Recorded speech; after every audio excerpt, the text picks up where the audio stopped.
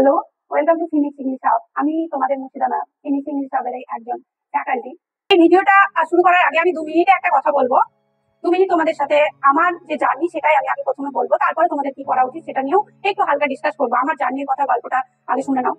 আমি SLST exam preparation নেওয়ার সময় আমি নিজে একজন হাউসওয়াইফ হিসাবে আমার বাড়ির অনেক পরিশ্রম আমাকে করতে হয়েছে। আমি নিজে একজন টিউটর হিসাবে আমি টিউশন পড়াতাম বাড়িতে, এবং সেই টিউশন পড়ানোর পরে এবং আমার যে পার্সোনাল লাইফে আমি সেই সময় একটা ভীষণই একটা মেন্টালি স্ট্রেস ছিলাম। কারণ সেই সময় আমি মানে আগে প্রিপারেশন যদিও শুরু করেছিলাম, তবু লাস্টে মানে এমএসসির যে এক্সাম হয়েছিল তার 7-8 মাস থেকে আমি মানে প্রেগনেন্ট ছিলাম। তো আমার প্রেগনেন্সি এবং আমার যে প্রিপারেশন এটা কিন্তু সাইমেলটেনিয়াসলি চলেছে। তো সেই রকম একটা স্টেটে থেকেও আমি নিজেকে, নিজের মনোবলকে শক্ত করে আমি কিন্তু আমার স্টাডি চালিয়ে গিয়েছি। এবং আমি মনে করি আমার পরিশ্রমের ফল কিন্তু একদম সম্পূর্ণ রূপে আমাকে মুঠোয় করে দিয়ে দেওয়া হয়েছে। এবং আমি যে স্কোর করেছি, এই স্কোরের পিছনে আমি যে রাত দিন এক করে ওএমআর শিটে প্র্যাকটিস করা থেকে শুরু করে সমস্ত text line by line analyse করে পড়ে নিজের টাইম, যেটা ইফেক্টিভ টাইম সেটা বের করে নিজের যে রুটিন সেটা ফলো করে আমি যে পড়াশোনা করেছি, সেই পড়াশোনার মূল্য কিন্তু আমি পেয়েছি।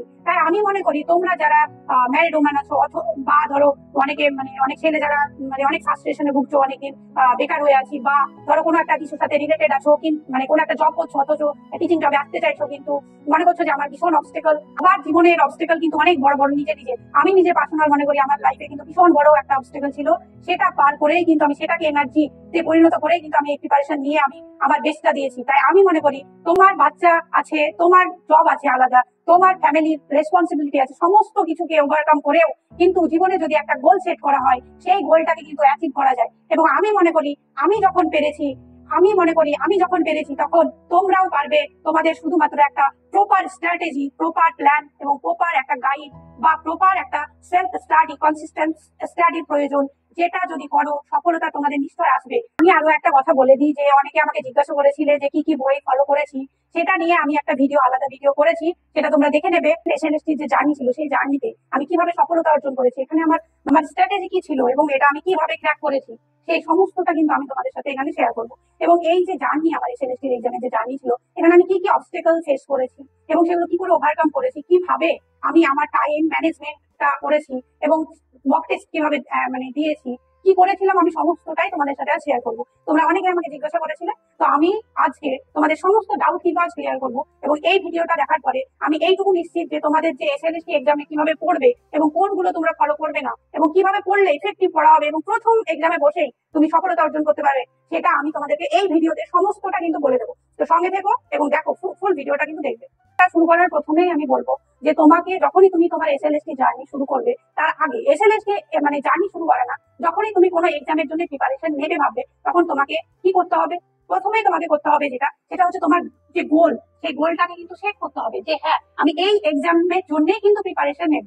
এই এক্সাম মানে কি, যে অনেকে কি করে বলতো, যে ডাব্লিউবিসিএস এর জন্য প্রিপারেশন নিচ্ছে, তার পাশাপাশি এসএলএসটির জন্য প্রিপারেশন নিচ্ছে, তার পাশাপাশি আরো অনেক এক্সাম গুলো যেগুলো হয় তার জন্য প্রিপারেশন নিচ্ছে। এক্ষেত্রে কি হয়, যে তার যে এনার্জি একটা, সেই এনার্জিটা কি হচ্ছে, যে এখানে একটু এখানে একটু এখানে একটু করে ডিভাইড হয়ে যাচ্ছে। তো সেই ক্ষেত্রে কি হবে, যে তোমার এনার্জিটা কিন্তু একদম যথাযথ প্রয়োগটা হচ্ছে না। এতে করে কি হচ্ছে, যে তুমি কোনোটাতেই সফলতা অর্জন করতে পারছো না। বছরের পর বছর প্রিপারেশন নিচ্ছ এবং মানে কয়েক নাম্বারের জন্য হয়তো তোমার এই এক্সামটা আটকে যাচ্ছে, পাস করতে পারছো না। তো এটা একদমই করা যাবে না। তোমাকে প্রথমেই ডিসাইড করতে হবে যে হ্যাঁ, আমি এই এক্সামের জন্য প্রিপারেশন নেবো এবং এর জন্য আমি 100% আমার এফোর্ট সেটা দেবো। ছোটবেলায় আমরা পড়েছিলাম যে একটা গল্প পড়েছিলাম, যেখানে একটা মানে বাবা তার ছেলেদেরকে একসঙ্গে অনেকগুলো লাঠি ভাঙতে দিয়েছিল, কিন্তু ভাঙতে পেরেছিল না, কিন্তু আলাদা আলাদা যখন দিয়েছিল সব ভেঙে ফেলেছিল। ঠিক তেমনই তোমার এনার্জি গুলো যদি আলাদা আলাদা হয়ে যায়, তাহলে তোমার সেই এনার্জির কোনো কাজ হবে না। একসঙ্গে করো, সেটা ভীষণ এফেক্টিভ হবে। তো সেই ক্ষেত্রে তোমাকে আগে ডিসাইড করতে হবে, হ্যাঁ আমি এই এক্সামের জন্য করবো এবং এটাতেই আমি ফুললি একদম কনসেন্ট্রেটেড থাকবো। তো সেই ক্ষেত্রে আমি আমার নিজের পার্সোনাল এক্সপিরিয়েন্স বলবো। আমি মানে প্রথম থেকে ভেবে রেখেছিলাম আমি টিচারই হতে চাই। সেই ক্ষেত্রে আমার যত এনার্জি, আমি কিন্তু পুরোটাই এর জন্যই ফোকাস করেছিলাম এবং এর জন্যই অ্যাপ্লাই করেছি। তো আমার লাইফে মানে প্রচুর অনেকে তো অনেক এক্সামের জন্য বসে, আমি কিন্তু শুধুমাত্র আমার লাইফে দুটো কম্পিটিটিভ মানে টিচিং জবের জন্য দুটো এক্সামে বসেছিলাম, যেটা 2022 সালের টেট যে এক্সাম, সেই এক্সামে এবং এমএসসির এক্সামে বসেছিলাম। তো এই দুটোতেই কিন্তু আমি মানে খুব ভালো স্কোর নিয়ে কোয়ালিফাই করেছি। এবং আমার যে পড়াশোনা, যে স্ট্র্যাটেজি ছিল, সেটা মানে ভীষণ ইফেক্টিভ হয়েছে বলেই হয়তো আমি প্রথম এক্সাম দিয়ে এত ভালো স্কোর করে কোয়ালিফাই করেছি। তো আমি আশা করি যে আমার এই ভিডিওটি দেখার পরে তোমরা একটা মানে মাইন্ডসেট করতে পারবে এবং কিছু কিছু জিনিস তোমরা জানতে পারবে, যাতে করে তোমরা সেটা তোমাদের প্রিপারেশনে কাজে লাগাতে পারো। ঠিক আছে? তো দেখো, তাহলে তোমরা যখন তোমাদের গোলটা সেট করে নিলে তারপরে তোমরা কি করবে? তো দেখো, যখনই তোমার গোলটা সেট হয়ে গেল, তারপরে তোমাকে যেটা করতে হবে, তুমি যেটার জন্য প্রিপারেশন নেবো ভেবেছো, আমি এখানে এসএলএসটির জন্য প্রিপারেশন নেওয়ার জন্য বলছি, যেহেতু আমি এটাই বলবো যে এসএলএসটির জন্যই ধরো তুমি প্রিপারেশন নেবো ভাবলে, বা টিচিং জবের জন্য প্রিপারেশন নেবো ভাবলে, তাহলে সেই ক্ষেত্রে তোমাকে কি করতে হবে? সেই ক্ষেত্রে তোমাকে সিলেবাসটাকে কিন্তু অ্যানালাইজ করতে হবে। সিলেবাসটা তোমাকে দেখতে হবে সেখানে কি কি আছে, কি কি তোমাকে পড়তে হবে, সেই জিনিসগুলোর মধ্যে তুমি কোন কোন জিনিসটা অলরেডি পড়ে এসেছো, বা যেহেতু তুমি একটা মানে একাডেমিক যে স্টেজ সেটা পেরিয়ে এসেছো, তাহলে অবশ্যই তুমি সেখান থেকে কিছু কিছু জিনিস অলরেডি জানো। তো তোমাকে দেখতে হবে যে সেই জিনিসগুলো কি কি, সেখানে কি কিছু আছে আইডেন্টিক্যাল। তো সেটা যখন তোমার হয়ে গেল ভালো করে অ্যানালাইজ করা, এবং তোমাকে কিন্তু ওই যে সিলেবাস সেটা কিন্তু মাথায় সেট করে নিতে হবে, ওই কাগজে থাকলে কিন্তু হবে না। তো হয়ে গেল যখন, তখন তোমাকে এবার কি করতে হবে? তখন তোমাকে দেখতে হবে যে ওই যে এক্সামের জন্য তুমি প্রিপারেশন নেবো বলে ভেবেছো, সেই এক্সামের যে প্যাটার্ন, এক্সাম প্যাটার্নটা কি, কিভাবে এক্সামটা হয়, সেখানে শর্ট শর্ট টাইপ কোশ্চেন থাকে নাকি এমসিকিউ থাকে না কি থাকে। আমাদের এসএলএসটি এক্সামের জন্য জানো যে এমসিকিউ কোশ্চেন হয়েছে, যে এই এমএসসি এক্সামে কিন্তু তারা নেগেটিভ মার্কিং রেখেছিল, যেটা ভীষণই ভাইটাল একটা ব্যাপার, এবং এটা ভীষণ ভাবে ইফেক্ট করে। এবং সমস্তটাই আমি বলবো যে নেগেটিভ মার্কিং থাকার জন্য আমাদেরকে কিভাবে প্রিপারেশন নিতে হবে সেটা তোমাদেরকে বলবো। তো এই যে এক্সাম প্যাটার্ন সেটা কিভাবে হচ্ছে, কেমন করে হচ্ছে, সেখানে ইন্টারভিউ আছে না নেই, সমস্ত জিনিসটা কিন্তু একদম মানে ভালোভাবে ক্লিয়ার ধারণা থাকতে হবে, যেন কোনো রকম কনফিউশন তোমার মধ্যে ক্রিয়েট না হয়। তো এই কনসেপ্টটা যখন ক্লিয়ার হয়ে যাবে, তখন তোমাকে যেটা করতে হবে, সেটা হচ্ছে প্রিভিয়াস ইয়ার কোশ্চেন কেমন ছিল, কেমন টাইপের কোশ্চেন এসেছে, কতটা ডেপথে গিয়ে কোশ্চেনটা এসেছে, এটা তোমাকে ভালোভাবে অ্যানালাইজ করতে হবে। মানে ধরো এমন হলো যে তুমি গ্রাজুয়েশনে পড়েছো, একটা টপিক গ্রাজুয়েশন অলরেডি পড়েছো, তোমার মনে হচ্ছে ওটা পড়া আছে, কিন্তু ওখান থেকে কেমন কোশ্চেন এসেছে সেই এক্সামে, সেটা যখন তুমি দেখবে, অ্যানালাইজ করবে, তখন তুমি বুঝতে পারবে যে তোমার ওই পড়াটা এনাফ নাকি আরো বেশি তোমাকে এফোর্ট দিতে হবে সেখানে। তো সেই বিষয়টা তোমাকে ভালোভাবে মাথা মানে মাইন্ডসেট করে ভালো শান্ত মাথায় ভেবে, হ্যাঁ এখান থেকে এইরকম কোশ্চেন আসছে, এখান থেকে এইরকম কোশ্চেন আসছে, এই বিষয়গুলো কিন্তু অ্যানালাইজ করে নিতে হবে, যাতে করে তুমি একদম কনসেপ্ট তোমার একদম পুরোপুরি ক্লিয়ার থাকে যে সিলেবাস কেমন ছিল, এক্সাম প্যাটার্নটা কি, এবং প্রিভিয়াস ইয়ার কোশ্চেনটা কেমন হয়েছিল। আরেকটা কথা মনে রাখবে, যে যখনই কোনো কোশ্চেন মানে প্রিভিয়াস ইয়ার আমরা কোশ্চেন অ্যানালাইজ করছি এবং এরকম ডেপথ লেভেলের কোশ্চেন এসেছে সেটা দেখছি, তখন এটা মনে রাখতে হবে যে এই এক্সামের যে কোশ্চেনের লেভেল, তার থেকে কিন্তু পরবর্তী যে এক্সাম হবে সেই কোশ্চেন কিন্তু আরো একটু টাফ হবে। তাহলে আমাকে আরো একটু বেশি, যতটা লেভেল আছে তার থেকে আরো একটু বেশি লেভেলে গিয়ে কিন্তু আমাকে সেটা আরো বেশি ভাবে ভালোভাবে করতে হবে, সেই কথাটা কিন্তু মাথায় রেখে চলতে হবে। তো এই এক্সাম প্যাটার্ন, এই সমস্ত বিষয়টা যখন তোমার কনসেপ্ট ক্লিয়ার হয়ে গেল, তখন তুমি কি করবে? তবে সেটা হচ্ছে টাইম টেবিলটা ঠিক করতে হবে, যে হ্যাঁ আমাকে পড়তে হবে, এবং এখানে কিন্তু এইভাবে পড়লে হবে না যে আমি মানে প্রিপারেশন নেবো, আজকে একটু পড়ি, এই টাইমটা ফাঁকা পেলাম পড়লাম, একদমই না, এটা করলে একদম হবে না। তোমাকে টাইম টেবিল করতে হবে, সেই তোমার যে পড়ার যে ইফেক্টিভ সময় কোনটা হবে সেটা তোমার থেকে কিন্তু কেউ বেশি জানে না। সেই ক্ষেত্রে কি করতে হবে? ইফেক্টিভ টাইম গুলো কিন্তু তোমাকেই খুঁজে বের করতে হবে, এবং সেই মতো এই টাইমে আমি পড়তে পারবো। ধরো তুমি সকালে হয়তো 6টা থেকে 8টা পড়তে পারবে, তাহলে 2 ঘন্টা হয়ে গেল। তার সাথে ধরো তুমি হয়তো দেখা গেল 12টা থেকে তুমি আরো 3টে পর্যন্ত পড়তে পারছো, 3 ঘন্টা হলো। তারপরে ধরো সন্ধ্যাবেলা হয়তো 6টা থেকে তুমি 8টা পর্যন্ত পড়তে পারছো, 2 ঘন্টা হলো। এইভাবে ধরো 7 ঘন্টায় হয়ে গেল, তাই তো? তাহলে এই 7 ঘন্টা তোমার পড়ার সময়, যেটা তুমি একদম ওখানেই ডেডিকেট করবে, তুমি রুটিনে লিখবে যে এই 7 ঘন্টার মধ্যে তুমি কোন সময় কি পড়বে, এবং কোন সময়টা কোন জিনিসটা পড়লে ইফেক্টিভ হচ্ছে সেটা তোমাকে ফলো করতে হবে। তো এই ক্ষেত্রে আমি তোমাদেরকে কয়েকটা কথা বলবো, আমি কি করতাম। রাত্রিবেলায় বেশি পড়াশোনা করতে পারতাম না বা পড়তাম না, সেই ক্ষেত্রে আমি কিন্তু ভোরবেলায় 2টো 3টে বা 4টে, হয়তো অনেক সময় যেদিন অলসতা এসেছে 4টে উঠেছি, কিন্তু আমি বেশিরভাগ ক্ষেত্রে 3টে বা 2:30 উঠে পড়াশোনা করতাম। তো ওই সময়টা আমি 3 থেকে 4 ঘন্টা বা 5 ঘন্টা অনেক সময় একদম মানে কোনো রকম মানে অবস্টেকল ছাড়া বা কোনো রকম ডেভিয়েশন ছাড়া কিন্তু আমি ডেডিকেটেডলি ওই সময়টা পড়েছি, এবং ওই সময়টা পড়ার যে এনার্জি, সেই এনার্জিটা আমাকে কিন্তু সারাদিন, হ্যাঁ আমি 5 ঘন্টা পড়েছি, এই যে আমার একটা ভেতরে আসতো যে 5 ঘন্টা পড়েছি, আমাকে এটা দিয়ে কিন্তু 8 ঘন্টা করতে হবে, 10 ঘন্টা করতে হবে, এইরকম একটা আমার মধ্যে এনার্জি চলে আসতো। তো সেই ক্ষেত্রে আমি ভোরবেলাটাকে চুজ করেছিলাম পড়াশোনার ক্ষেত্রে, যেখানে আমি 4-5 ঘন্টা এমনি অতিবাহিত করে দিতাম পড়াশোনার জন্য। তখন কি হতো যে সারাদিনটা আমি ভীষণই এনার্জেটিক ফিল করতাম, সেই জন্য আমি ভোরবেলায় পড়াটা প্রেফার করতাম। তো তোমাদের টাইম মতো তোমাদের কোন সময়টা এরকম ফিল আসছে, সেই টাইমটা কিন্তু তোমরা করবে, ঠিক আছে? তো এই ভোরবেলায় আমি কি পড়তাম, এটাও কিন্তু একটা ভাইটাল বিষয়। যেমন ধরো আমি ভোরবেলায় কখনোই গ্রামার পড়তাম না, গ্রামারটা আমার কাছে মানে অঙ্কের মতো মনে হতো, মানে এতটাই ইন্টারেস্টিং, ভীষণ ইন্টারেস্টিং, কিন্তু কি বলতো ভোরবেলায় আমি গ্রামার পড়লে আমার ঘুম চলে আসতো।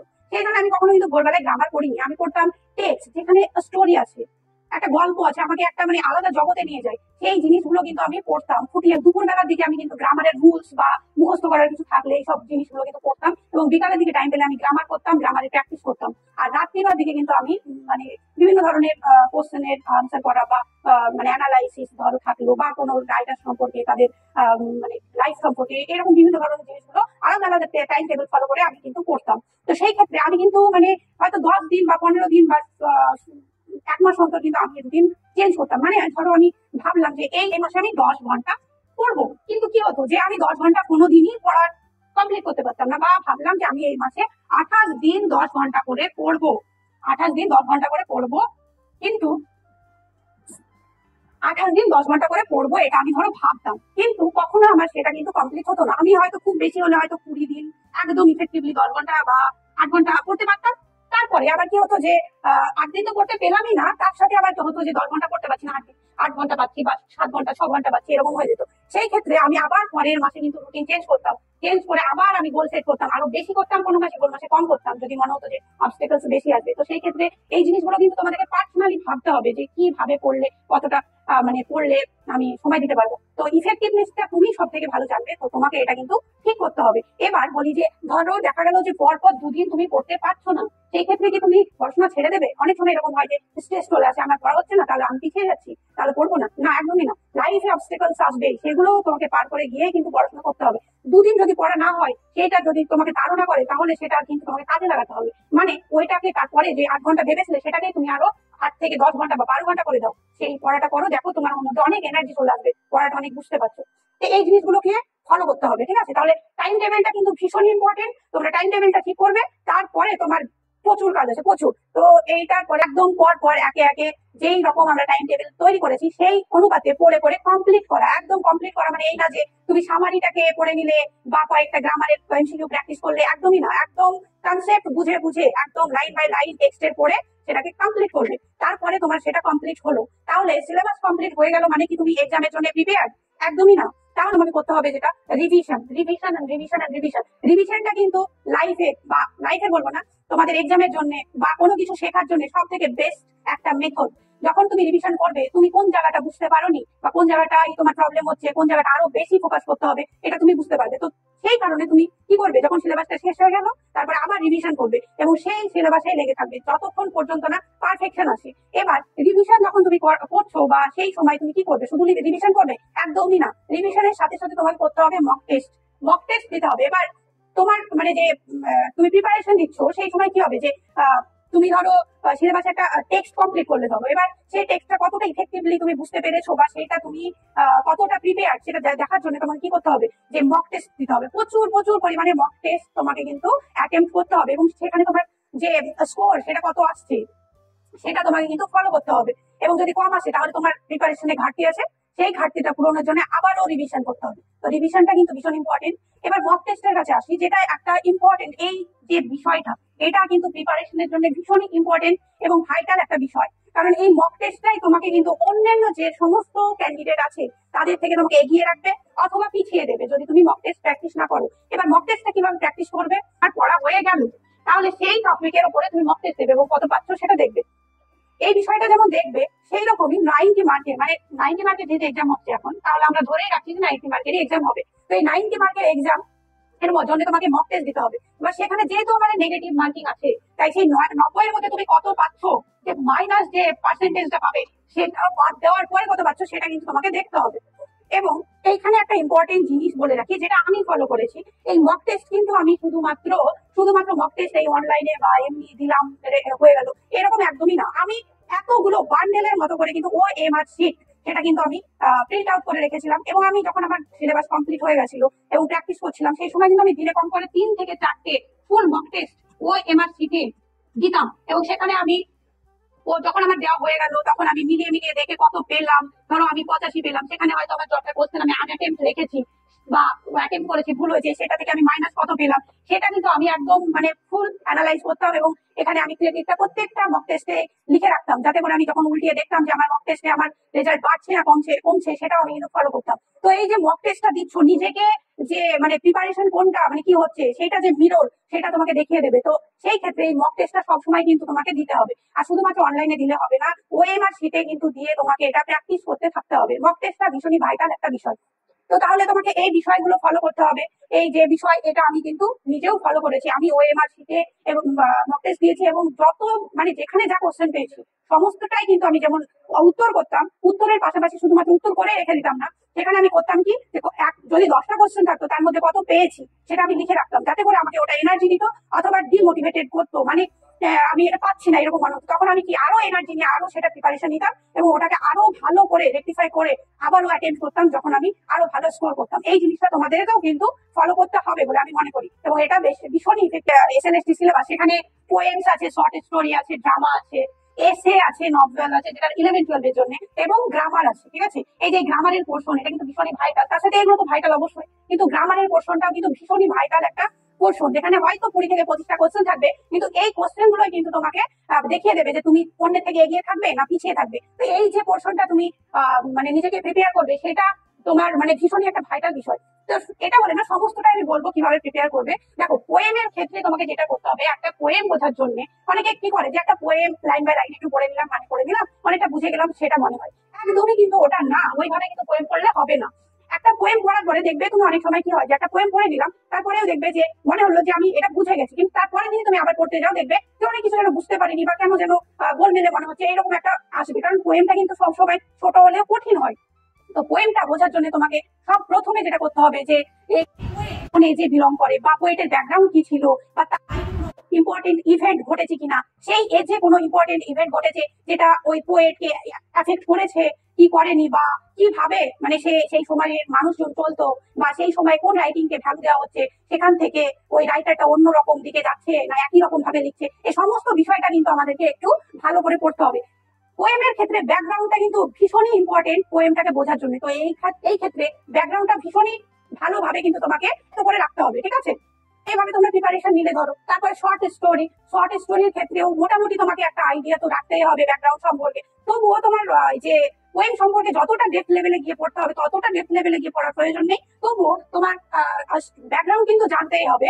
তার সাথে প্রত্যেকটা লাইন বাই লাইন কিন্তু অ্যানালাইজ করে তোমাকে পড়তে হবে। এবং প্রত্যেকটা টপিকের জন্য তোমরা আলাদা খাতা আছে, আলাদা খাতা নিলে সেখানে তুমি লাইন মানে ওয়ান লাইনার যাকে বলা হয়, ওয়ান লাইনার নিজের মতো করে ওয়ান লাইনার বানালে, ঠিক আছে, নিজের মতো করে অনলাইনার বানাবে, বানিয়ে রাখবে। কারণ অনেকে কি করে, যে অন্যের নোট পড়ে নেবো তাই ভাবে। তো অন্যের যখন পরিশ্রমটা অন্যের, ফলটা তুমি কি করে পাবে, তাই না? তোমাকে নিজেকে পরিশ্রম করে এই সবগুলো কিন্তু বানাতে হবে, সেটা বেশি এফেক্টিভ হবে। তো এই শর্ট স্টোরির ক্ষেত্রে ব্যাকগ্রাউন্ড পড়বে, লাইন বাই লাইন পড়বে, এবং অনলাইনার নিজে নিজে তৈরি করবে। শুধু শর্ট স্টোরি না, এটা প্রত্যেকটার ক্ষেত্রে কিন্তু তোমাকে অনলাইনার যে নোট সেগুলো নিজে বানাতে হবে, এবং তোমার কাছে কোনটা ইম্পর্টেন্ট মনে হচ্ছে সেটা কিন্তু তোমাকে লিখে রাখতে হবে আলাদা আলাদা খাতা করে প্রত্যেকটা টপিকের জন্য। সেটা কিন্তু ভীষণই একটা গুরুত্বপূর্ণ বিষয়। একটা কথা মনে রাখবে, পরিশ্রমটা যখন তোমার, ফলটাও কিন্তু তোমারই হবে, অন্য কারোর হবে না। এবার দেখো, আমাদের যে 11-12 এর সিলেবাস, সেখানে দুটো নভেল আছে, তাই তো, প্রাইড অ্যান্ড প্রেজুডাইস, আর আছে ডেভিড কপারফিল্ড, অনেক বড় একটা নভেল। এই বলে অনেকে পড়ে না, অনেকে সামারি পড়ে না, এম পড়ে না, অনেক সময় হয়তো সেখান থেকে কোশ্চেন চলে আসলো। কিন্তু আমাদের যে কোনো একটা রাইটিং যখন আমরা পড়ি, তখন সেটা যে ভেতরের অনেক কিছু থাকে, যেটা সামারি বা অন্য কোনো লেখার মধ্যে আমরা পাই না, সেটা আমরা কিন্তু যদি নিজে লাইন বাই লাইন পড়ি, তাহলে একটা পুরো কনসেপ্ট এমনি আমাদের মাথার মধ্যে ঘোরে। তাহলে আমি বলবো যে অবশ্যই সেই টেক্সটটা যদি একবার পড়ে নেওয়া যায়, সেটা ভীষণ ইফেক্টিভ হবে। তাহলে এইভাবে পড়তে হবে। আর গ্রামার, শুধু কনসেপ্টটা ক্লিয়ার করলেই হবে না, গ্রামারে প্রচুর প্র্যাকটিস করতে হবে, এবং অন্য কাউকে বোঝানো হয়, তখন কিন্তু আমরা ওইটাকে আমাকে আরো বেশি পড়তে হয়। সেই ক্ষেত্রে কি হয়, যে গ্রামারের কনসেপ্টটা কিন্তু আমার কাছে খুব ভালোভাবে ক্লিয়ার হয়ে যায়। তো সেই ক্ষেত্রে টিউশন করালে গ্রামারটা কিন্তু তোমার অনেকটাই ভালো হয়ে যাবে। তো এই জিনিসগুলো তো আমি তো বললাম এইভাবে পড়বে। তো তার সাথে সাথে আমি কিভাবে পড়েছিলাম সেটা তোমাদেরকে কিছুটা বলি। আমি যেটা করেছিলাম, এগুলো পড়ার জন্য আমি কিন্তু প্রথমেই আমার গ্রাজুয়েশনে যেগুলো কমন মানে টেক্সট ছিল, বা কমন আমার কাছে কিছু মানে বই টই ছিল, সেগুলো প্রথমে আমি গ্যাদার করেছিলাম। সেই সমস্ত জিনিসগুলো যখন গ্যাদার করলাম আমার কাছে, যেগুলো আমার কাছে অলরেডি অ্যাভেলেবেল আছে, সেগুলো থেকে আমি কিন্তু পড়াশোনা শুরু করেছিলাম। তো সেই ক্ষেত্রে আমি যখন পড়াশোনা করছিলাম, আমি প্রত্যেকটা টপিকের জন্য আলাদা আলাদা খাতা রেখেছিলাম। এবার এখানে আর একটা কথা বলি তোমাদেরকে, এই যে তোমাদের এর মধ্যে যে টেক্সট গুলো আছে, এই টেক্সটে কিন্তু তোমাদেরকে কিছু কিছু জিনিস, এটা একদম মানে বেসিক জিনিস, যেটা তোমাদেরকে মনে রাখতেই হবে। ঠিক আছে, সেটা হচ্ছে রাইটারের নাম, কোন কোন মানে রাইটিংটা বা কোন টেক্সটটা কে লিখেছে সেটার নামটা, প্লাস সেটা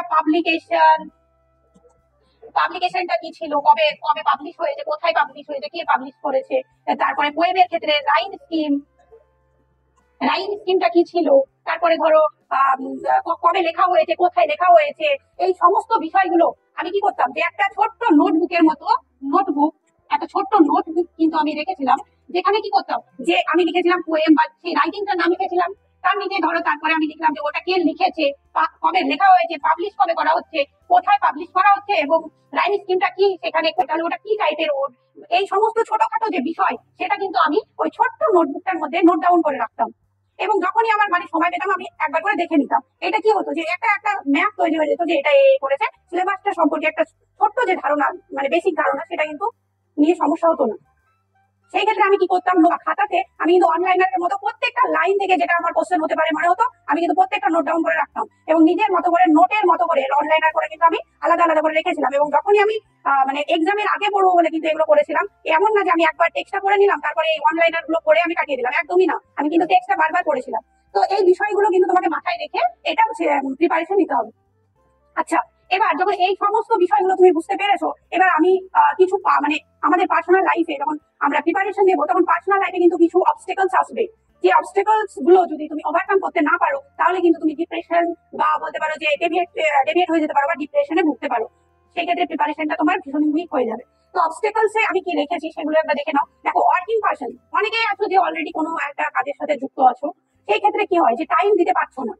তখন মনে হচ্ছে যে আমি তো মানে ওয়ার্কের সাথে যুক্ত আছি, আমি টাইম দিতে পারছি না, আমি হয়তো 3 ঘন্টা করছি আর একজন অনেকটা টাইম করছে, তাহলে আমি হয়তো ভালো মতো প্রিপারেশন নিতে পারছি না। সেই ক্ষেত্রে কি হবে, সেই কাজের মাধ্যমে ইনভেস্ট করে দিচ্ছ, সেই ক্ষেত্রে কি হবে যে তুমি মনে হবে যে আমি অনেকটা টাইম স্পেন্ড করে দিলাম, এটা লেজার টাইম স্পেন্ড করি বা করি, এটা প্রিপারেশন নিতে পারবো না, বা অন্যজন আমার ফুল টাইম করছে, আমি হয়তো প্রিপেয়ার হতে পারবো না নিজে। তাহলে সেই ক্ষেত্রে কি হবে যে তুমি নিজেই একটা দুর্বলতা ফিল করবে। কিন্তু এটা একদম ভাববেন না।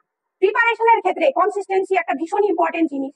সেই ক্ষেত্রে কি হবে যে প্রিপারেশনে যদি তুমি 2 ঘন্টা বা 3 ঘন্টাও যদি টাইম, একটা ইফেক্টিভ টাইম দিতে পারো এবং কন্টিনিউয়াসলি পড়ো, যেমন ধরো একটা আমরা গল্প পড়েছিলাম ছোটবেলায়, কচ্ছপ আর হচ্ছে খরগোশের গল্প, রাইট? খরগোশ ভেবেছিলাম আমি জোরে দৌড়াতে পারি, কচ্ছপ তো আস্তে আস্তে হাঁটছে, তাহলে আমি একটু রেস্ট নিয়ে নিই। কি হবে, রেস্টটা যখন নিচ্ছে তখন কচ্ছপ কিন্তু একটু একটু করে হেঁটে কিন্তু ওর ডেস্টিনেশনে পৌঁছে ফার্স্ট হয়েছিল, তাই তো?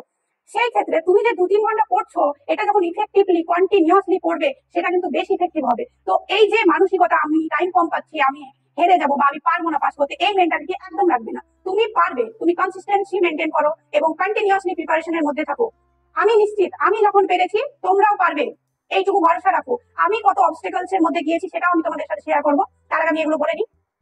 তারপরে দেখো রেসপন্সিবিলিটিস, অনেকের ক্ষেত্রে কি হয় যে লাইফে ধরো প্রচুর রেসপন্সিবিলিটিস চলে আসে। অনেকে হয়তো বিবাহিত আছো, বাড়ির কাজ করতে হচ্ছে, অনেকে হয়তো বিয়ের পরে, মেয়েদের ক্ষেত্রে বলছি যে বেবি আছে, বেবিকে সামলাতে হচ্ছে, পারছো না, পড়াশোনার টাইম বেশি দিতে পারছো না। আবার অনেকের ক্ষেত্রে কি হয় যে ধরো বাড়িতে তোমাকেই, মানে ছেলেদের ক্ষেত্রে বলছি, তুমি হচ্ছে হেড, তোমাকেই সমস্ত কিছু রেসপন্সিবিলিটি নিতে হচ্ছে। আবার হেড না হলেও কি হয় যে বাড়ির অনেক কাজ করতে হচ্ছে, তারপরে টাইম দিতে পারছি না, বা আমি টিউশন পড়াচ্ছি, বাড়ির ফাইন্যান্সিয়াল প্রবলেম, টিউশন পড়ি, আমাকে একটু চালাতে হচ্ছে বলে আমি টাইম দিতে পারছি না, পড়তে পারছি না। এইগুলো কথা ভেবে যদি তুমি বলো যে এগুলো আমার মানে এক্সকিউজ পড়াশোনার জন্য প্রিপারেশন নিতে না পারার জন্য, ক্ষেত্রে যেটা করতে হবে, মেন্টালি প্রিপেয়ার হতে হবে যে না, এগুলো কোনো অবস্টেকলস না, এইগুলোই আমাকে স্ট্রেংথে পরিণত করতে হবে। মানে কি, এইগুলো আমি যদি ওভারকাম করে আমি কিছুটা টাইম বের করে পড়াশোনা করতে পারি, হয়তো আমার লাইফটা বেটার হবে। এই ভাবনা চিন্তাটাকে যখন তুমি স্ট্রেংথে পরিণত করবে তখন দেখবে যে তুমি এমনি একটা আলাদা এনার্জি ফিল করছো এবং সেখানে তুমি নিশ্চয়ই আলাদাভাবে টাইম বের করতে পারছো। তো সেইগুলোকে তোমাকে স্ট্রেংথে পরিণত করতে হবে। আবার আমি তো ম্যারিড ওম্যানের কথা বললাম মানে ওখানেই তো, ম্যারিড ওম্যানের ক্ষেত্রে অনেক প্রবলেম আসে, কিন্তু আমি এখানে আমিও একজন ম্যারিড ওম্যান। সেই ক্ষেত্রে আমি একটা কথা বলবো যে আমার নিজের, আমি মানে শ্বশুর বাড়িতে থেকে অ্যাজ এ হাউস ওয়াইফ বাড়ির কাজ করেছি, তারপরে আমি টিউশন পড়াতাম, 5টা টিউশন পড়াতাম। তো সেই টিউশন গুলো পড়াতাম, তারপরে আবার অনেক আলাদাও আমার কাজ থাকতো, সেই সব করে কিন্তু আমি প্রিপারেশন নিয়েছিলাম। তো সেই ক্ষেত্রে যখন আমি টিউশনটা পড়াতাম আমার অনেক সময় মনে হতো যে এই টাইমটা আমার ওয়েস্ট হচ্ছে, প্রথম দিকে মনে হতো। তারপর আমি ভাবলাম যে এই টাইমটাকে আমাকে ইউটিলাইজ করতে হবে। কিভাবে করবো? গ্রামারের যে প্রিপারেশন সেটা নেওয়ার মাধ্যমে। মানে আমি ওদেরকে যখন পড়াতাম আমি ভাবতাম এই পড়াটা আমি নিজেও পড়ছি এসএলএসটির জন্য, এবং সেই টাইমটাকে আমি ওদেরকে যখন বোঝাতাম তখন আমি নিজেও নিজেকে ইমপ্রুভ করতাম সমস্ত সময়, যে গ্রামারে আমাকে এই জায়গাটা আমার একটু খামতি থেকে গেছে, এখানে আমাকে ইমপ্রুভ করতে হবে। এর মাধ্যমে কিন্তু আমি সবসময় ভেবেছি যে টিউশনটা আমি পড়াচ্ছি এটা আমি এসএলএসটির জন্য কিন্তু রেখে দিয়েছিলাম। মানে আমি যদি 5 ঘন্টা পড়তাম আর 2 ঘন্টা যদি আমি টিউশন পড়াতাম, আমি ভাবতাম 7 ঘন্টা আজকে আমি পড়েছি। তো এই যে টিউশন পড়াও বলে অনেকে আবার ভাবো যে এই টাইমটা আমি দিতে পারছি না, টিউশনটাকেও কিন্তু তোমাকে ওই এসএলএসটির যেন ওই প্রিপারেশনে ইউটিলাইজ করতে পারো সেটা দেখতে হবে। এইসব সাধারণ প্রবলেম ছাড়াও কিন্তু কি হয় যে আমাদের কিছু পার্সোনাল প্রবলেম আছে, যেমন ধরো অনেকে হয়তো লাভ অ্যাফেয়ারে জড়িত, সেক্ষেত্রে কি হয় যে বয়ফ্রেন্ড বা গার্লফ্রেন্ডের সাথে ঝামেলা হয়েছে, আমি পড়বো না বা আমি মানে দেবদাস হয়ে গেছি, এইরকম একটা মেন্টালিটি চলে আসে। তো আবার ধরো কোনো মানে বিবাহিত মেয়েদের ক্ষেত্রে বা বিবাহিত ছেলেদের ক্ষেত্রে বউয়ের সাথে ঝামেলা হলো বা শাশুড়ির সাথে কিছু হলো বা যে কোনো এরকম টাইপের মানে ছোটখাটো প্রবলেম, যেগুলোকে আমরা ভীষণ বড় প্রবলেম, বিশাল বড় একটা মানে কি বলবো পাথর চেপে গেছে মাথায়, এরকম একটা মানে পরিস্থিতি চলে আসে, যেটা আমার ক্ষেত্রেও হয়েছে। তো সেই ক্ষেত্রে আমরা কি করি যে ডিপ্রেশনে ভুগে স্যাড সং শুনবো, আবার ধরো কোনো মন খারাপ করবো, ঘন্টার পর ঘন্টা একজনের সাথে কথা বলি ঠিক হয়ে যাবে, একটা মোবাইলে সার্চ করি, ছেলেরা কি করে মোবাইলে সার্চ করি, মেয়েদেরকে দেখি অন্যান্য মেয়ের সাথে কথা বলবো, এই সব চলে আসে। তো এইগুলো করলে হবে না, এই সমস্ত জিনিসগুলোকে কিন্তু তোমাকে স্ট্রেন্থে পরিণত করতে হবে এবং সমস্ত কিছুই কিন্তু তোমাকে এফোর্ট দিতে হবে এই পড়াশোনায়। যখনই রাগ হলো আমি বেশি পড়বো, পড়ে আমি সবকিছু সমাধান করবো, যখনই তোমার মন ভালো হচ্ছে পড়বো, যখনই তোমার ঝামেলা হচ্ছে পড়বো, ডিপ্রেশন হচ্ছে পড়বো। মনে করবে বেস্ট মানে আমাদের যে বেস্ট ফ্রেন্ড সেটা তৈরি করতে হবে একটা বুককে, মানে বই হবে তোমার বেস্ট ফ্রেন্ড, তবে তোমার যে কোনো জিনিস সোজা হবে। তো এই প্রবলেমটা হতে পারে। আবার দেখো স্ট্রেস ডিপ্রেশন এগুলো লাইফে আসতেই থাকবে, সেইগুলোকে অবস্টেকল বানালে হবে না, সেগুলোকে ওভারকাম করে তোমাকে কিন্তু এগিয়ে যেতে হবে। পড়াশোনার কনসিস্টেন্সি যেন বজায় থাকে সেটা কিন্তু দেখবে। আচ্ছা, এই অবস্টেকলস গুলোর পরে আমি যেটা রেখেছি সেটা হচ্ছে মিস্টেক্স। কিছু কিছু মিস্টেক্স আমরা কিন্তু আমাদের লাইফে এই যে প্রিপারেশন নেওয়ার সময় করি, যেগুলো খুবই খুবই আমাদের যে প্রিপারেশন সেটাকে উইক করে দেয়। যেমন ধরো প্রোক্রাস্টিনেশন, আমি এটা প্রথমেই রেখেছি। মানে কি, যে ধরো আমি পড়াশোনা করছি, আজকে একটু পড়াশোনা করতে করতে মোবাইলটা হাতে নিলাম, তখন মনে হলো যে এই 2 ঘন্টা আমি পড়াশোনার জন্য রেখেছিলাম কিন্তু মোবাইলটা দেখতে ভালো লাগছে, তাহলে এই পড়াটা আমি একটু পরে করবো বা কালকে কমপ্লিট করবো। এই যে কালের জন্য রেখে দেওয়া, এই কাল কিন্তু তোমার কোনোদিন আসবে না যদি সেই সময় তুমি কমপ্লিট না করো, কাল হয়ে যাবে। কারণ এইভাবে গুছিয়ে রাখতে রাখতে এমন পাহাড়ের মানে পাহাড় তৈরি হবে যে পাহাড়টাকে তুমি কিন্তু আর ভাঙতে পারবে না। তাই যখনকার কাজ তখনই কিন্তু কমপ্লিট করতে হবে, যখনের কাজ তখন কমপ্লিট করতে হবে। এটা হচ্ছে প্রিপারেশনের একটা ভীষণই একটা ইম্পর্টেন্ট জিনিস। তো তারপরে আমি রেখেছি দেখো গ্যাদারিং ম্যাটেরিয়াল। এবার অনেকের কি হয় যে ধরো হয় একটা জায়গায় দেখলাম সোশ্যাল মিডিয়াতে যে এখানে ম্যাটেরিয়ালস দিচ্ছে বা এখান থেকে ম্যাটেরিয়াল জোগাড় করে, এই গাদা গাদা ম্যাটেরিয়ালস আমরা কি করি যে জোগাড় করে রেখে দিই। তুমি যদি ম্যাটেরিয়ালস এক জায়গায় জড়ো করো তাহলে কি তোমার প্রিপারেশন হয়ে গেল? এটা হচ্ছে যদি ম্যাটেরিয়ালস থেকে যায়, মাথায় যদি না ঢোকে, তাহলে সেটা কি করে এফেক্টিভ হলো, তাই না? আবার ধরো এরকম যদি আমি বলি যে ম্যাটেরিয়ালস 10টা ম্যাটেরিয়ালস একবার করে পড়ছি, সেটা না করে যদি আমি একটা ম্যাটেরিয়ালস 10 বার পড়ি, কোনটা বেশি ইফেক্টিভ হবে? অবশ্যই একটা। যদি আমি 10 বার পড়ি তাহলে আমার মাইন্ডে অনেক কিছু আসবে এবং অনেক কিছু আমি ক্লিয়ার করতে পারবো। সেই ক্ষেত্রে একটা ম্যাটেরিয়ালস, ভালো ম্যাটেরিয়ালস, ইফেক্টিভ ম্যাটেরিয়ালস, সেটা যদি আমি ভালো করে পড়ি সেটাই কিন্তু অনেক ইফেক্টিভ হবে। তো সেই ক্ষেত্রে গ্যাদারিং ম্যাটেরিয়ালস কিন্তু এটা একটা অসুখ বলতে পারো। তো এই দিকে গেলে হবে না। গ্যালোপিং, আমি গ্যালোপিং কথাটা কেন লিখেছি? গ্যালোপিং মানে ঘোড়া যেমন কি করে যে লাফিয়ে লাফিয়ে লাফিয়ে চলে যাচ্ছে, তো সেই ক্ষেত্রে তুমি ধরো প্রিপারেশন নিচ্ছ, 5 দিন একদম এমন করে পড়লে যেন মনে হচ্ছে যে এ একদম ক্র্যাক করে দেবে, এক্ষুনি ক্র্যাক করে দেবে, ভীষণ পড়ছে। তারপরে দেখো 10 দিন আর পড়ছো না, আবার 10 দিন পরে পড়লে, তাহলে ওই যে 10 দিনটা গ্যাপ চলে আসলো সেটা কিন্তু তোমার প্রিপারেশনটাকে অনেকটা উইক করে দেবে। এরকম করলে হবে না, মানে নলেজটা ঢুকেছে সেটাও শুয়ে পড়বে, তাই গ্যালোপিং করা যাবে না। তারপর আমি যেটা রেখেছি ওয়েটিং ফর নোটিফিকেশন। এবার অনেকে কি করে যে নোটিফিকেশন আসছে না, আমি প্রিপারেশন নেবো না, নোটিফিকেশন আসবে সেই তখন থেকে আমি প্রিপারেশন নেবো, এই মেন্টালিটি নিয়ে চলে। সেই ক্ষেত্রে কিন্তু আমি বলবো ভাবতে ভাবতে, বা ব্যাঙের গল্প যেটা পড়েছিলাম, যে ব্যাঙ কি করে যে গরম পানিটা যখন একটু একটু করে গরম হচ্ছে তখন কি করছে যে একটু হোক আমি আর একটু সহ্য করতে পারবো পারবো পারবো করে এমন সময় আসে যখন ওর শরীরে আর উঠে যাওয়ার ক্ষমতা নেই, আর সেই সময় যখন ও লাফাও ভাবছে তখন আর পাচ্ছে না। তো এই যে পরিস্থিতি, এটা কিন্তু ওই নোটিফিকেশনে আসলে পড়বো সেই পরিস্থিতি সমতুল্য। কারণ তুমি যদি ভাবো নোটিফিকেশন আসলে পড়বো, সেই সময় অলরেডি অনেক অনেক স্টুডেন্ট কিন্তু অলরেডি প্রিপেয়ার হয়ে গেছে, আর সেই সময় 2-3 মাসে পড়ে কি তুমি তাদেরকে পিছনে ফেলে রেখে যেতে পারবে? একদমই পারবে না। তাই নোটিফিকেশনের জন্য যদি ওয়েট করে যদি প্রিপারেশন নেবো ভাবো, তাহলে এই প্রিপারেশন নেওয়া তুমি এখনই বন্ধ করে দাও, বা এই মেন্টালিটি রেখে যদি পড়া থাকে তাহলে এই টিচার হওয়ার স্বপ্নটা ছেড়ে দাও। এইভাবে কিন্তু হয় না। আবার ধরো অনেকে তোমরা অনেকেই ভাবো যে ইউটিউবে ভিডিও দেখছি, সোশ্যাল মিডিয়া, টেলিগ্রামে এইসব মক টেস্ট কিছু কিছু দিচ্ছি, এতে আমার প্রিপারেশন হয়ে যাচ্ছে বা এইভাবে আমি প্রিপারেশন নেবো। কিন্তু একটা কনস্ট্রাকটিভ ওয়েতে যদি তুমি প্রিপারেশন না নাও, নিজের একটা টাইম টেবিল ম্যানেজ করে বা নিজে একটা সেলফ স্টাডি না করো, তাহলে কিন্তু এইসব করে কিছুই হবে না।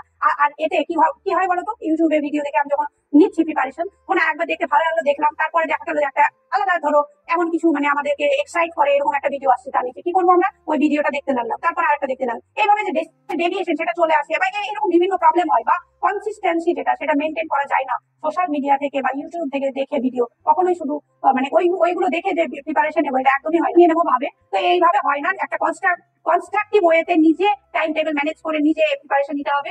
এইভাবে প্রিপারেশন নিলে কিন্তু প্রিপারেশনে পিছিয়ে থাকতে হবে। দেখো তারপরে কি স্লাইডে রেখেছি। তারপর আমি এখানে একটা ইম্পর্টেন্ট বিষয় নিয়ে আলোচনা করব, যেটা আমি লিখেছি এখানে, যে সেলফ স্টাডি এবং গাইড। এই যে দুটো আছে, এই দুটোর মধ্যে আমার কোনটা করা উচিত? গাইড নেওয়া উচিত নাকি সেলফ স্টাডি করা উচিত?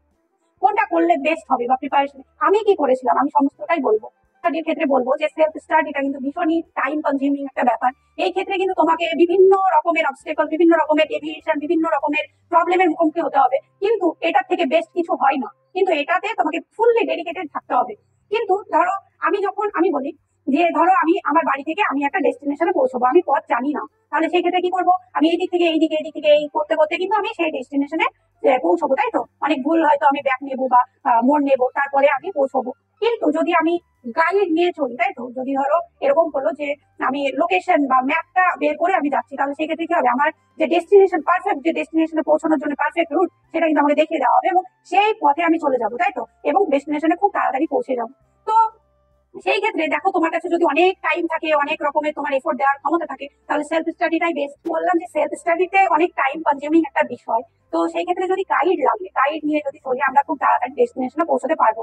কিন্তু এই গাইডটা কিন্তু ভীষণ একটা ভাইটাল যেমন বিষয়, যদি তুমি মিস গাইড হও, তাহলে কিন্তু তুমি সেই পথ কখনো খুঁজেই পাবে না, তোমার যে ডেস্টিনেশন সেটা কিন্তু তুমি খুঁজেই পাবে না। কেন পাবে না? কারণ ধরো সেই গাইডটা নিজেই ধরো সেই পথে হাঁটেনি, তোমাকে নিয়ে হাঁটছে, তাহলে কি হবে, যে সে নিজেই তো পথভ্রষ্ট, তাহলে তোমাকেও তো পথভ্রষ্ট করবে, তাই তো? তাহলে তোমাকে এমন গাইড নিতে হবে যে সেই রাস্তায় কন্টিনিউয়াসলি হেঁটেছে, অবস্টেকল গুলো ফেস করেছে এবং দেখেছে কোনগুলো অবস্টেকল, কোনগুলো ডেভিয়েশন এবং কোনগুলো তাকে এনার্জি দিয়েছে, তোমাকে মোটিভেট করতে পারবে, কিভাবে পড়লে তোমার প্রিপারেশনটা একদম পারফেক্ট হবে, সেইটা কিন্তু তোমাকে দেখে তোমার এই গাইডটা কিন্তু চুজ করতে হবে। যদি তুমি গাইড নিয়ে পড়তে চাও, তাহলে এই গাইডটা কিন্তু তোমার ভীষণই ভাইটাল একটা বিষয়। তাই মিস গাইডেড হবে না, সঠিক গাইড চুজ করে সঠিক দিকে, সঠিক ডেস্টিনেশনে পৌঁছবে। আমি মনে করি সঠিক গাইড এবং সেলফ স্টাডি যদি এক জায়গায় হয়, তোমার সাকসেসে কেউ তোমাকে আটকাতে পারবে না।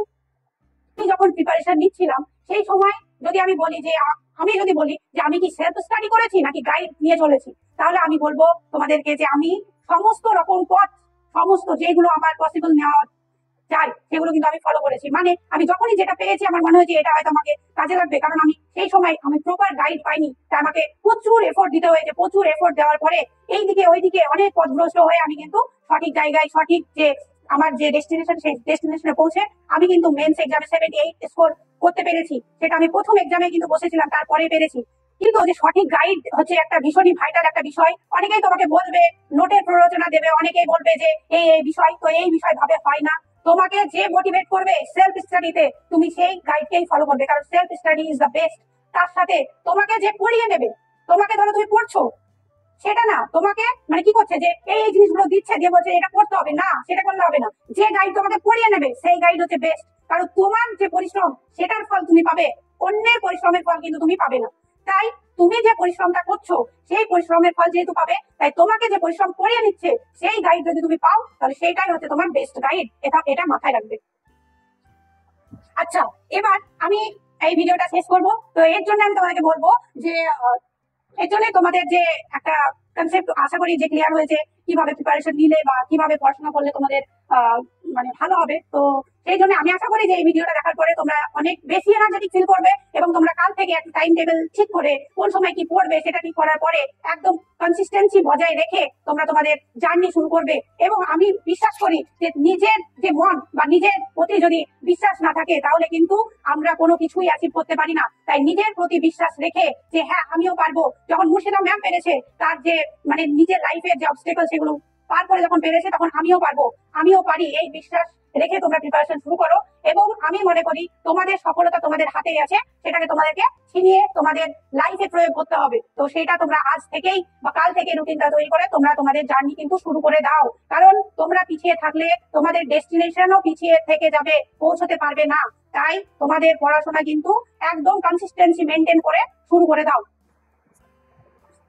আমাদের টিম ফিনিক্স থেকে তোমাদের সকলকে ধন্যবাদ জানাই। এবং ভিডিওটি যদি তোমাদের ভালো লেগে থাকে, তাহলে অবশ্যই কমেন্ট, শেয়ার এবং লাইক করবে। এবং যদি কোনো কিছু জানার, ইনকোয়ারি করার থাকে, তাহলে অবশ্যই আমাদেরকে জানাবে। আমাদের এখানে নাম্বার দেওয়া আছে। তোমরা যদি আমাদের এই ফিনিক্স ইংলিশ হাব, যেখানে আমরা 4 জন মেন্টর মিলে তোমাদেরকে গাইড করবো, সেখানে যদি তোমরা যুক্ত হতে চাও, তাহলে যুক্ত হতে পারো। এখানে আমাদের যে ফ্যাকাল্টিরা আছে, তারা মানে সমস্ত কিছু রিসার্চ করে কিন্তু সমস্ত কিছুটাই মানে আমরা বেস্ট দেওয়ার চেষ্টা করছি। তো সেখানে যদি ভর্তি হতে চাও, তাহলে অবশ্যই কন্ট্যাক্ট করবে উপরে দেওয়া যে কোনো নাম্বারের একটিতে। ভালো থাকবে আর তোমরা পড়াশোনাটা কিন্তু শুরু করে দাও।